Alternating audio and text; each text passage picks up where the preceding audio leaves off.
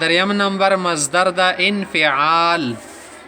دریم نمبر مصدر د مسره په ثلاثي مزید کې با حمزه وصل ولګنه انفعال. انفعال دیگه شد مسره نون دا یدار کې زیاتی د یعن بعد الف زیاتی د شروع کې حمزه وصل زیاتی د انفعال. سکل ربی ټکی مویا یا غږ کې زنه د سټکی ساغه دی اندی باب نه رسیل کا قران کریم کې شتا کنه اذا السماء انفطرت واذا الكواكب انتثرت. وسوګرځي کې شته د سکل اسمون شود شي انفطر ينفطر شودیدل دل شي انده دي مثال ده. مثال کې د سروالی کوي الانفطار د دې باب ولا مثال ده الانفطار فا د بیا بتوی والی کې تین شي لکه اتوا ده. الانفطار معنا شودیدل پټ جانا. دویم نمبر مثال مسرر سره ده الانشعاب. انشعب ينشعب حمزه نون شین عین بیا بعد انشعاب الف سره مصدر کې لیکل شي معنا ده سونګي سونګي کې دل شاخ در شاخ ہونا. سکل ونوي کنه سپرلی موسم پروشي ساټي کې نوري سونګي راوځي کله هغه سونګي غاټ شي بیا غنه واړي نوري راوځي کنه اندینه د ونه ډینګي کني د سیواله کې نه د एकदम رډینګ شي دې ولا د سټه اواله کې واړه سونګ وکنه بیا غاټ شو لغنه بیا نوري سونګي جوړ شي نوري غټي ګربسي شاخ در شاخ شدن تل شي صحیح ده. څونګي څونګي شي لکه سړای د دې بچي پیدا شي بدینه پیدا کیږي د څونګي لوړې کنه دای نه کښو غاټه سټي پښوندې د مثال.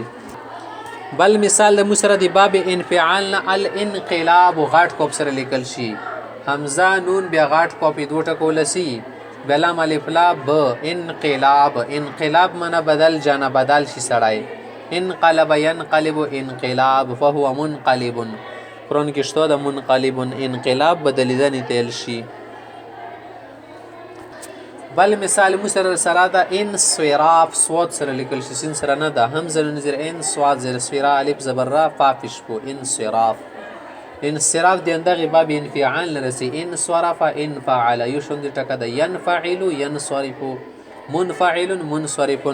وزدا چشتل شي انصراف معنا ده پھر جانا لوٹ جانا یو شاید دوباره واپس شي کنه خپل حالات ته دې ته انصراف ویل شي. سړی سرکش شو کنه سوريزي بیا خشول خپل حالات ته ولې ته پته س انصرفا مغه خپل حالات ته بیا را وګرځیدلو انصرفا ينصرفو. دا مثال شو سره. بل مثال د سره والی کې دی ولا الانبساط حمزه والی کې بیا نون بیا بیا سین الف ساب اخر کې توی لیکل شي ته نه دخه انبساط معنا د خوشالیدل انبسط ينبسط انبساط خوشالیدل تل شي انبسط ينبسط انبساطا خوشالیدل تل سره خوشول شي.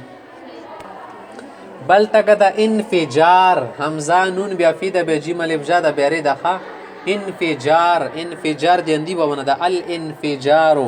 انفجار معنا د یو شای سکله وبره ونه شدی تایل شي انفجرت. قرآن کې شته کنه فانفجرت من حسنة عشرة عینا. قرآن کې شته د شتکا څنګه کونی نه دولس چینی روان شي سکله موسی علی السلام برنه امسا سره گزار وکو سیدا ماغه کسی کې تو سیلی انفجرت ټکر کې غله فانفجرت انفجر صرف فی فروت نو تلی دا انفجر ينفجر انفجار معنا د چودیدل انده شته وبر چودیږي غونې سره وزي کنه ازو چود شي وبدونه روان شي روانیدل تل شي.